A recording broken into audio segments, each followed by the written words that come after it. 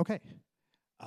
Our next talk in the session is on PolyJuice, detecting mis-compilation bugs in Tensor compilers with equality saturation-based rewriting. And the talk will be given by Chijin Zhou.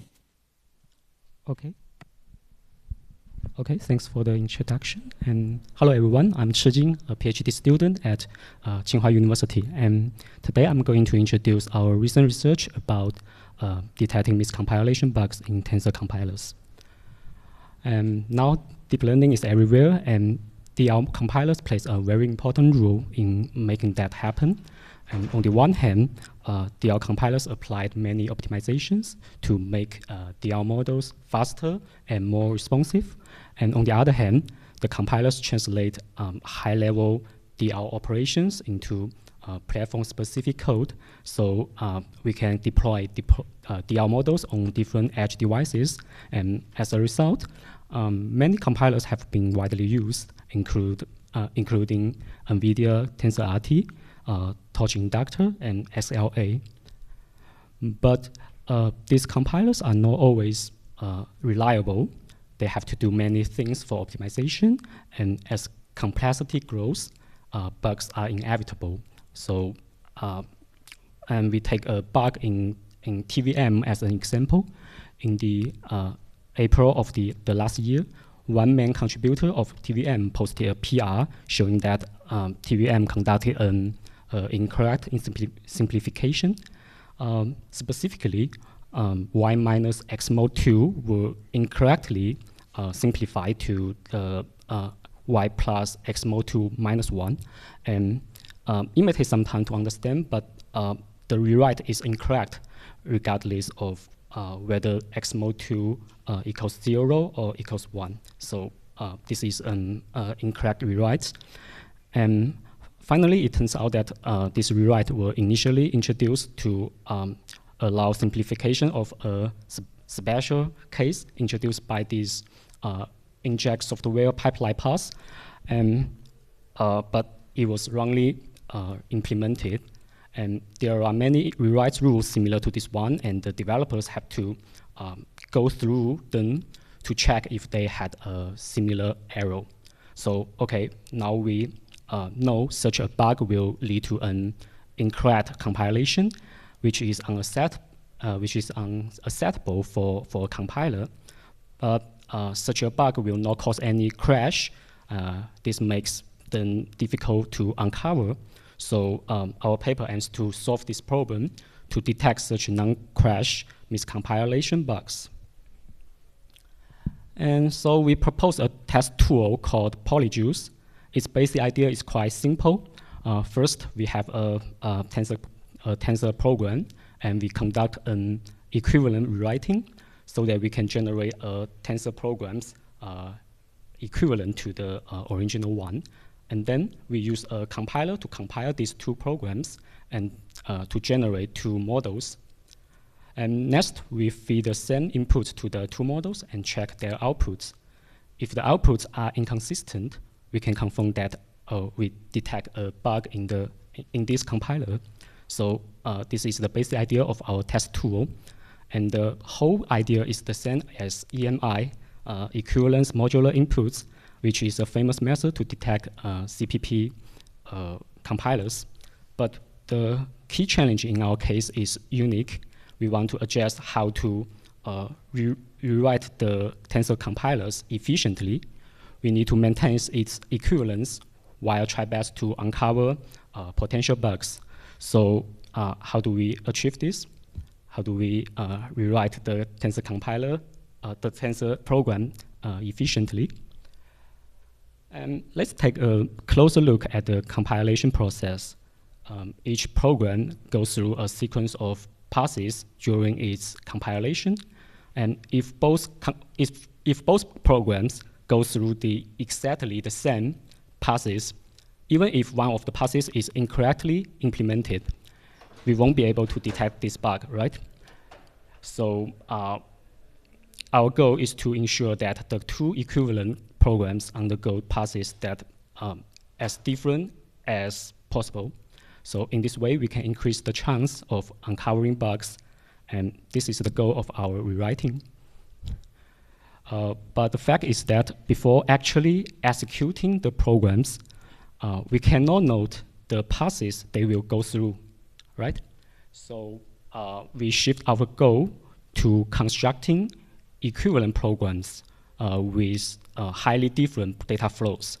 Here we assume that the more different the data flow, the more different passes they will go through. And to achieve this, we first use equality saturation to rewrite a given computation graph. And I will introduce the concept of equality saturation later. But basically, this technique allows us to obtain all graphs that are equivalent to the original one, and based on a set of user-defined rewrite rules. So from those equivalent graphs, we select two graphs for testing. The one with the most simplified data flow, and the other with the most complex data flow. So we use these two kinds of graphs for testing. And the workflow is quite straightforward. In each iteration, we start with a randomly generated graph, and we convert it into an intermediate representation. And then we applied equality saturation upon them. And this process will output an E-graph that includes all graphs equivalent to the original graph. And finally, we extract the graphs we want from the E-graph and lower them to test cases for testing. So this is the basic workflow. And before I detail the implementation, let me first introduce the concept of equality saturation.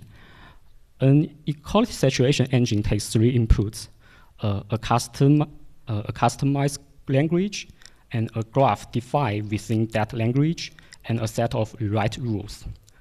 So this engine then constructs a special data structure called E-graph, which includes all graphs that are equivalent to the original graph based on the provided rewrite rules. And once the E-graph is built, you can define a cost function to extract the graph you want. And that's how the equality saturation engine is used. And due to the time constraints, I won't go into the full details of how the engine works, but basically the engine iteratively apply the rewrite rules and update the E-graph until it reaches a fixed point, or the whole process reaches a timeout. And so that's the basic idea of equality saturation. And based on the equality saturation engine, we can implement our test tool. First, we design an intermediate representation which is able to represent arbitrary computation graphs. And this IR is the customized language we input to the engine. And next, we use EinNet to generate the initial computation graph. EinNet is a powerful tool for generating valid and diverse computation graphs. So we can use it for the initial random computation graph generation. And then we propose several arithmetic and structure rewrite rules. The arithmetic rules are primarily based on the properties such as associativity and commutativity. And the structure rewrite rules are based on some invariant properties of tensor shape related operators such as transpose, split, and concate. And the rewrite rules in our tools is highly customizable, so users can easily add new rules in our tool. And we detail this part in our paper, so if you are interested, you can see the detail in the paper. And we also use egg for our equality saturation. And egg is a very powerful engine, and we can easily reuse the code and build our work on the top of it. And finally, after egg constructs the E-graph, we define a cost function to extract the two extreme case graphs, and those graphs can be used for testing. And that's how we implement our test tool.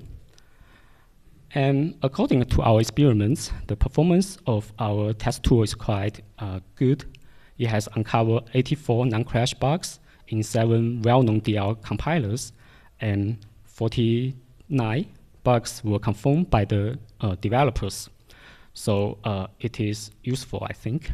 And we also show that our rewriting is effective, and it can really extract equivalent graphs that undergo different compilation passes.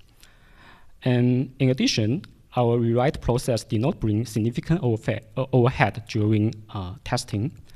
It only introduced less than 2% overhead, so it is quite acceptable. And in the end of the talk, I would like to share some interesting bug cases that our tool uncovered.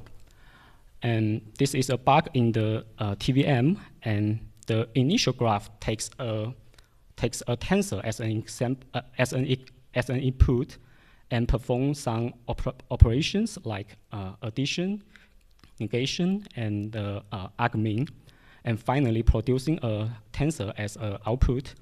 And after rewriting the graph, we transport the input of the addition operation, and then transport the output tensor back. And in theory, the two graphs should be remain equivalent, but after compile, the code produces inconsistent outputs for the same inputs in TVM.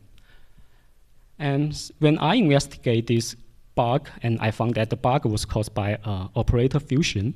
And for the first program, it will fuse all the 3 operators. And in the loop of the fusion code, it conducts a very typical way to find minimum arguments, and everything is fine. But for the second program, it only fills the 2 operator, negation and the argmin, and the fusion is incorrectly implemented. Let's take a look at the fusion code.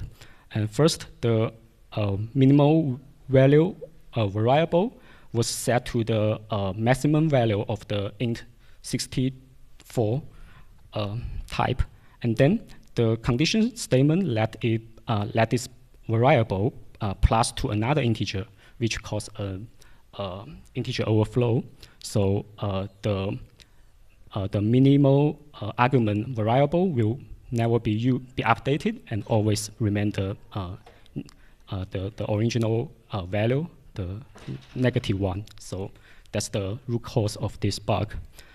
And another interesting case is an incorrect typecasting bug in the PyTorch Inductor.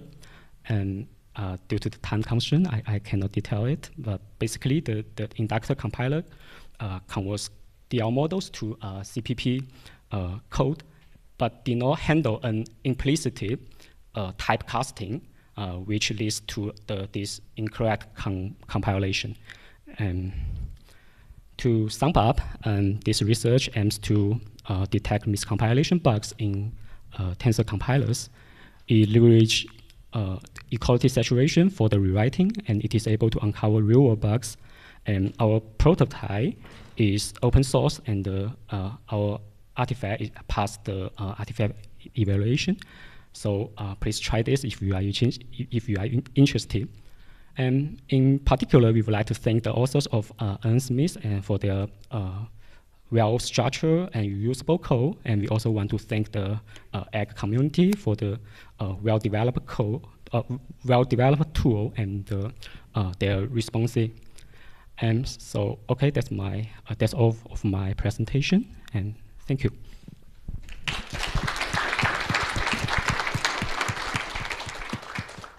We have time for some questions.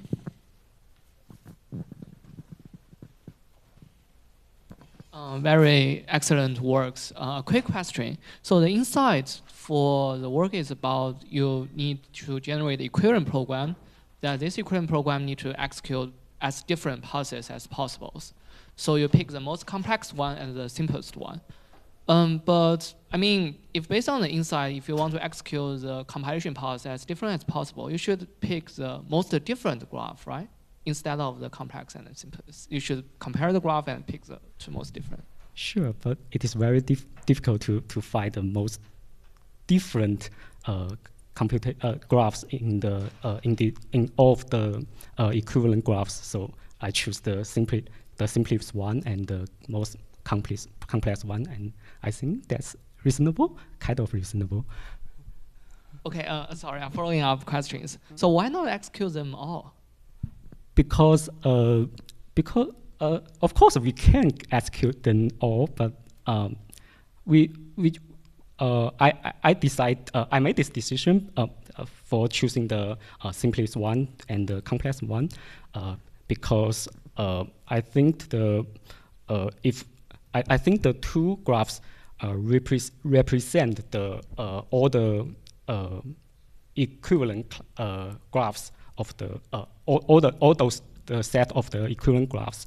So if we have more enough time resource, I would like to use them to another initial graph and another set of equivalent graphs. So that's my my decision. That's what I thought. I have a quick question. So relating to that, in your process, you extract a least complex and a most complex program. I'm assuming the least complex is probably like the smallest AST size, but for the most complex one, in the presence of cycles, you can't extract the biggest program. So what do you do for that case? That's a very good question. And actually, I do some ad hoc engineering, and I set a maximum nodes limit for it.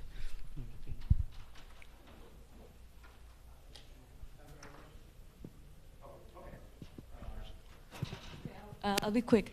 So maybe you said this in the beginning, but can you tell me a little bit about what is the representation that you're using in the eGraph? Like, is it just are you just introducing an expression in the eGraph, or is this like a full program that has control flow? Like what is the input into the eGraph? What's the info of the eGraph? No, like what is the representation of the program? Is it just an AST or?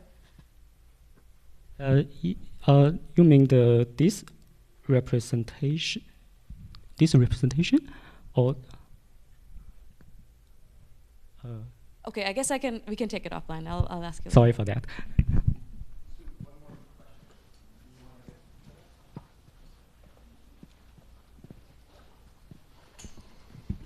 So I have a slightly off-topic question. So I think, what do you mean by a very complex program versus like a simple program that can be also done with existing super optimizer on deep learning computation graph, for example, Tensor from 2019. So what's your take on not using equality saturation but directly applying deep learning super optimizer to get the two pair of program you want in this work? That's a good question, and Tensor is a very good Tensor is a very good work, but I make this decision because of the engineering efforts. I found that the Tensor, the code of the Tensor, paid much attention to the adoption with the CUDA code, but it is sometimes have some bugs in it. So I make this. So I use another super optimization way to implement. Okay, let's thank the speaker again.